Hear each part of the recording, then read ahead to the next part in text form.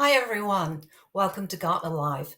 Today we're going to be talking about returning employees to the workplace and more specifically designing the experience for employees as they return to the workplace. I'm Jackie Wiles. Joining me today is Liz Joyce, Gartner VP and a member of the advisory team of the Human Resources practice. Hey Liz, thanks so much for joining us today. Yeah, happy to be here. Thanks for having me. So Liz, returning employees to the workplace, huge topic. But let's talk a little bit about the people side. That's what we want to talk about today. And it seems as if it should be all about people. Mhm. But what does it mean, the people side of returning employees to the workplace? Yeah, it's a great question, Jackie. As we've started to talk to organizations about the return of the workplace, a lot of organizations are actually focusing really on the operational side of things, right? So the getting the facilities ready, making sure we have the procedures in place to make the space clean, social distancing, technologies, all of those things that are super important. But the reality is that when we ask employees to return to the workplace, especially pre-end of the pandemic, it is a hugely personal issue because they're coming from a very personal space, right? So we have to take into consideration how employees will actually feel about the return to the workplace and not just the operations and tactics around the return to the workplace. Right. So, as much as we can put safety protocols into place and have lots of operational memos and processes, people still need to feel safe, and those two don't necessarily equate to each other. Yeah, there is a far distance between sometimes reality and perception. And we actually have to manage the perception here as well as the reality of it. Um, the thing that we know about this epidemic right now is that we don't know everything about it, right? So the things that we put into place right now, the protocols we put into place, will be evaluated by everybody and may not have a frame of reference of what that actually means. Will testing on a day-to-day basis keep us safe? I don't know. Will the cleaning procedures be correct? I don't know, right? And no one really knows because we're making decisions based on the information we have today, and not, the perfect information that we would like to have. Right. So let's just pause a sec because I do want to let people know that Liz is also going to be able to take some of your questions later. So if you have any questions as we're talking, go ahead and enter them in the comments box and we'll keep track of them and we'll return to some of those later. So Liz, as you say, no silver bullet short of maybe a vaccine or a cure. There's no sudden switch that everything turns back on. So what is the strategic role that HR is playing right now? What do HR leaders need to be doing and saying as these conversations go on about how and when to return employees to the workplace?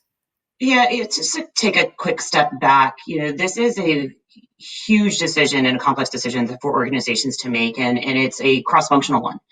Right? We've seen organizations engage with CFOs, CIOs, CHROs, the business leaders, CSOs, right? So all the C-suite and all the big players in the leadership group are involved in this decision.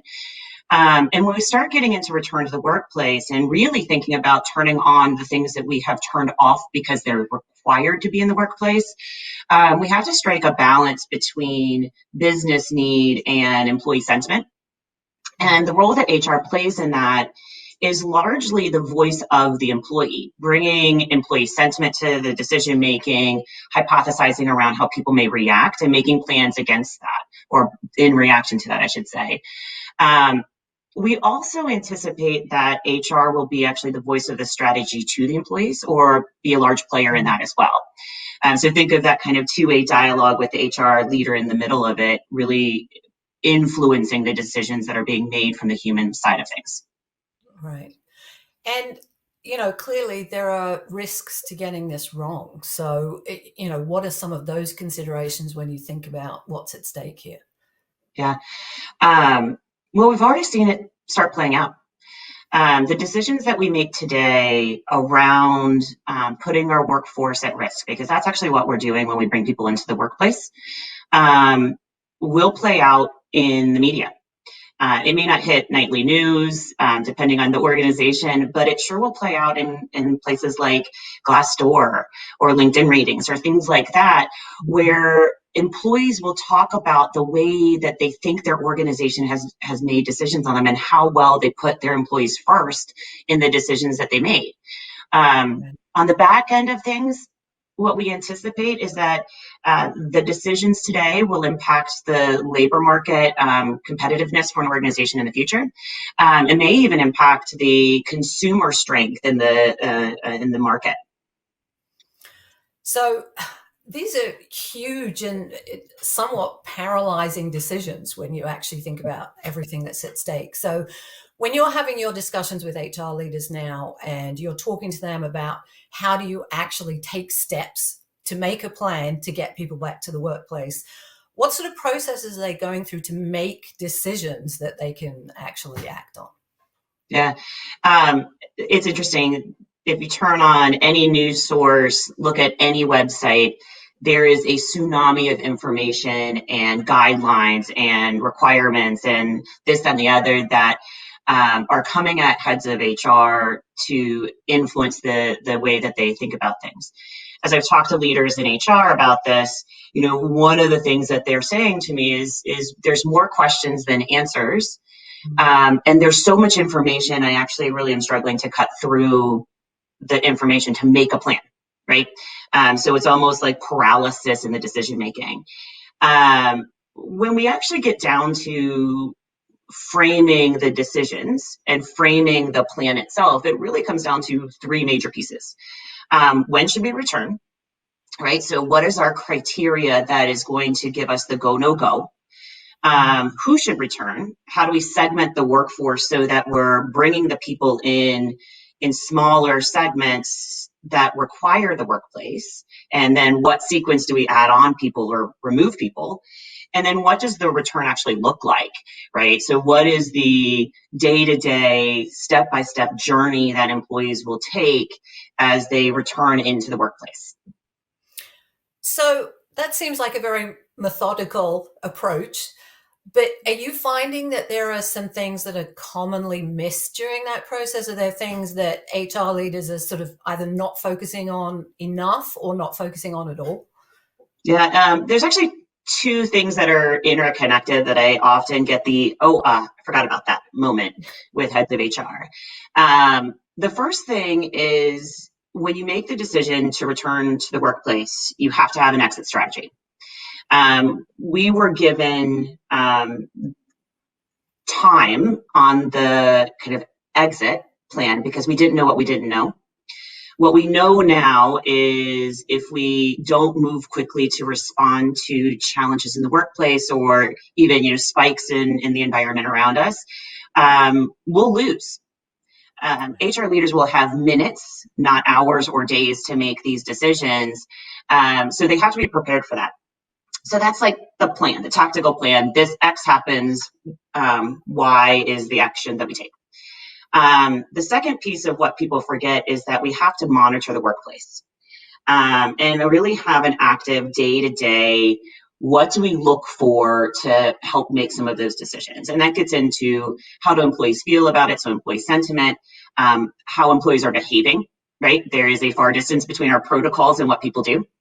Are they actually following the rules to keep the workplace safe? You'll see organizations assess the protocol effectiveness, right? So as I mentioned earlier, we don't know everything about everything. Sometimes masks are required, sometimes masks are not. There's debate there. So are the things we put in place working? What's the business need? So, is this a turn up, turn down? Is our business requiring it? So do we actually have to make different decisions? And then what's the environment around us, regulatory and also just around us? Are we seeing spikes? Do we want to make a different decision? Putting that kind of monitoring in place so we can make some of those quick exit decisions is going to be really important. Right. And actually, before I move on, just a reminder about offering up questions to Liz that she can return to later. So if you want to go ahead and add a question, please do so in the comments box. So Liz, talking about this sort of phased approach and knowing where we're at any one moment in time, I've heard you frame this in terms of HR leaders sort of preparing for what you're calling the next normal, as opposed to the new normal. It's just the next normal. Why don't you talk a little bit about that? Because I think it's an interesting way to frame what's going on right now. Yeah. When conversations started originally around the return to the workplace, people were really hungry to get to back to normal. The reality is we're not going to go back to normal, right? What we had before the pandemic will not be the same thing that we have after the pandemic. Then the conversation started shifting to new normal. What's the new normal going to be? What is that going to look like? And organizations were making, quite frankly, kind of straight line plans to get there, right? So we're going to have 25% of our workforce come back this time, 50% come back by this day, 100% by that date. The reality is that we don't know what we don't know, and leaders need to be comfortable with that. So the best that we can do right now is to plan for the next normal. What will our next week look like? What will our next month look like? What is the small changes that we're going to make to bring our business back to life where we need to, and bring our workforce back into the workplace when we can. So think about next, not new. I think the challenge that I've seen with leaders, HR or otherwise, in this decision-making process, and part of why it becomes paralysis, is that we're trying to plan to a new normal. We're trying to plan and predict what the future is going to look like. And we have to be comfortable with not having the answers and make adjustments to our plan as we go. That's a little bit of a different muscle than some leaders have, or some leaders like to use. So it's just pushing that a little bit further. Right. Now, I think that's a great way of framing it and thinking about this. You know, this just reminds us what you said at the beginning. The decisions you're taking today are having an effect long past this moment in time, but there is a series of decisions that are going to be made over an extended period of time. I do actually want to go to some of the questions that we're getting already, because we're getting some questions. Apologies for looking down. I'm receiving the questions on my phone. You've already spoken a little bit to this, but I want you to answer in more. I can see already what our first question is, but I want you to answered more generally first. How many of the changes that we're seeing right now are basically going to last us long beyond what this pandemic phase looks like as we see the back end of this pandemic? How much of what we're seeing develop now is actually going to be a lasting part of what we're dealing with as employees, as workplaces, as HR leaders? Well, first, for a large majority of organizations, the exit from the physical workspace actually was quite effective, right? It may have been bumpy along the way, but by and large, people, especially where their work is not dependent upon a physical location, they're able to work pretty effectively. We've actually, as I've talked to organizations, we've seen higher levels of productivity, at least anecdotally, in kind of really flexible environments. When we talk to leaders about kind of future state of, let's say, remote work, we actually anticipate that going up long term. More people will want to work from home. More people will want to work permanently from home, which will translate into maybe smaller office spaces, less footprint, even just more people working at different places at different times. I actually think it pushes further than that, though, from just remote. But I think it goes to the workforce will actually require or demand flexibility. We've seen organizations be very successful even through managing with kids at home. It's not pleasant. It's not perfect. But we are able to flex the time, right, where people work and they're successful, right? So I actually don't think a 9 to 5 brick and mortar building requirement will be a long-term thing that we go back to at all. I think we will have some of that, but I think it'll be largely dependent about how employees want to work as opposed to how the organizations want the employees to work. Right. Which comes back to your experience angle. So I'm pretty sure we answered the question from James from Boston. which was, are we going to see more remote work after COVID subsides? Yes, I think we've answered that. So Kenneth from New York is asking, will HR be an advocate for digital transformation, especially on virtual training and development? Yeah, we've already seen it. When we pushed to this new environment, we actually saw L&D, recruiting, and fill in the blank HR push that digital function, right? So we've been talking about it for a long time. Let's actually digitize. Let's actually digitalize the experience for employees. Let's taking the learning experience. Let's actually go there. And we had to go, right? So maybe not everything, but there's immediate stuff that actually went highly digital. Onboarding went digital, interviews went digital, learning opportunities transitioned from a live learning intervention to a digital learning intervention, and actually to great success. As I've had conversations with heads of HR on this, they're actually saying this is a win. We've wanted to digitalize for a long time. We've wanted to push that conversation forward, and it's been like a conversation until we now had a burning platform to do it. And I would expect that to continue. So I want to ask another remote question, because we actually have one here from Jaitin. I apologize if I mispronounced your name. In India, asks, do you think a quick insight that this lockdown has produced for companies is that their employees can professionally work from home entirely? And I know you've addressed this in bits and pieces in several of your responses today, but I think it would be helpful to talk about this in terms of, you described earlier, what's the business case for doing things? And here we do have a lot of signs that employees can be highly productive when they're not in a workplace setting. What kind of considerations are going to go into making those decisions? Yes, that it's an insight that, yes, it's perhaps been more successful than many people might have expected. But for this to become an actual policy, what kind of considerations are we going to have to think about going forward? There's a couple things. So first, there's the mindset of the leadership. Are we going to actually shift and flip from a mindset of working from home is a benefit that you get, that you earn, to a flexibility that we need as a business because we need our organization and our workforce to be much more flexible? So there's that kind of shift that I think we're going to have to see, and from the orientation from our leadership. I think the second consideration that we will be looking at is what employees actually really want. When we got into this conversation, on the flip side of, hey, everyone's working from home successfully, there are people that don't like to work from home. Right. So I'm sitting at my dining room table because I don't have an office to go into to shut myself off of. And a lot of people are in that scenario where they feel more effective at the office space. They want to come in for various reasons.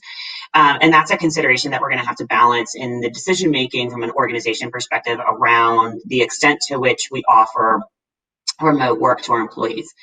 I would say, just like the return of the workplace, it's a highly individualized scenario planning, right? So what's the situation you're in, and therefore what considerations do we make?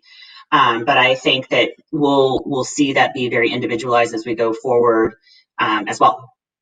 Right. Alex, also from New York, asks, will COVID-19 redefine the workplace and expectations? I think we've spoken to this a little bit, but should employers offer work from home accommodation expenses versus spending on office buildings? I think that's the kind of thing that there's no blanket answer to that. Yeah. But that again speaks to, this idea that this has to be a policy, and you need to think through the business case for doing one scenario versus another. So I don't know if you have anything to add, because you did kind of go over that, but anything specifically on that? I've had the discussion with a lot of leaders in IT and in HR and facilities around kind of the trade-off decisions. And the reality is it's a trade-off decision. And organizations, if some of the questions is around, do we mandate it versus do we offer it? Do we allow it versus do we require it? And when we get into more of the mandate versus choice, businesses will probably make a little bit different decisions about what they offer or don't offer. Right. So if you choose to do this and we're offering this as a flexibility to you, you may see, and this is anecdotal, and my guess is, but you may see less offerings in terms of how we actually set up your workplace, as opposed to we're mandating you to have a workspace at home, so therefore we're going to set you up.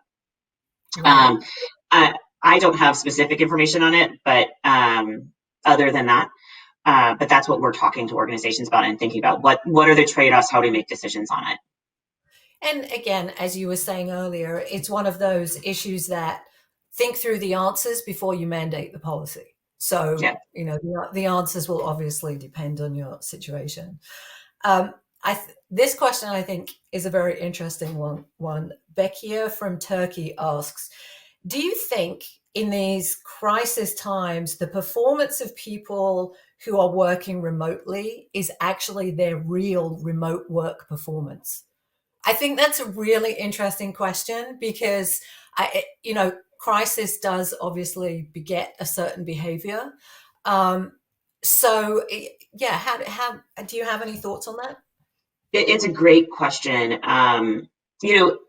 When we started talking to organizations about this transition to remote and how to make sure people are productive and otherwise, what we actually found is not just there's more productivity, but people in this scenario that we're in right now are working way more than they probably would have, right, in the normal circumstances. A couple reasons for it. One, a lot of employees aren't used to working from home, so they don't have the turn off, turn on, or turn on, shut off when they go into the office space and back out. So we actually had to teach people how to do that. The other piece is in a large amount of our cities around the globe, people are still on lockdown. And I've had this with my team. It's like, convincing them to turn off when they're like, well, what else am I going to do? Right. So I think it actually transitions from a conversation around productivity to burnout, because I think the individual who asked the question is right. You were seeing a lot more productivity because there is some degree of we're just working all the time because that's what we have to do. I will asterisk that by saying the data that we have on productivity and comparing full-time remote workers versus full-time in-office workers, that's actually pre-pandemic. So we know that there is a distinction between, from a productivity perspective. I would just expect that what we're seeing now is higher because of just the personal nature of what's happening. Right. So there's one last question that I think it would be good for us to end on. Returning back to this idea of what the risks are when you're working through these decisions. Dennis from London asks or says, some of the decisions being made at our organization about returning to the workplace make us look bad. As a manager, what should I do? It's an interesting question, right? It's a tough question. As a manager, I'll take this from a manager level and then an organization level. As a manager, creating a space of psychological safety is going to be critical. Allowing your employees to voice their concerns, voice their fears, bringing that back to leadership to figure out individual plans is going to be the thing that you can do.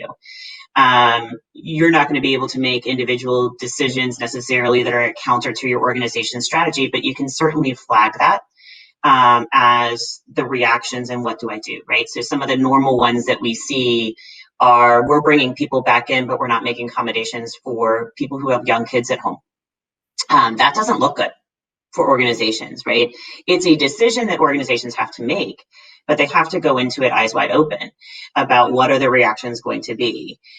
So on an organizational level, what we're telling and recommending to our heads of HR is to think about the personas in the workplace, either capture sentiment or at least hypothesize the reactions that they're going to have to the different decisions that you're making, and make sure that if the decisions are put out into the ethos, that you're comfortable with the reactions that the environment has and the labor market has.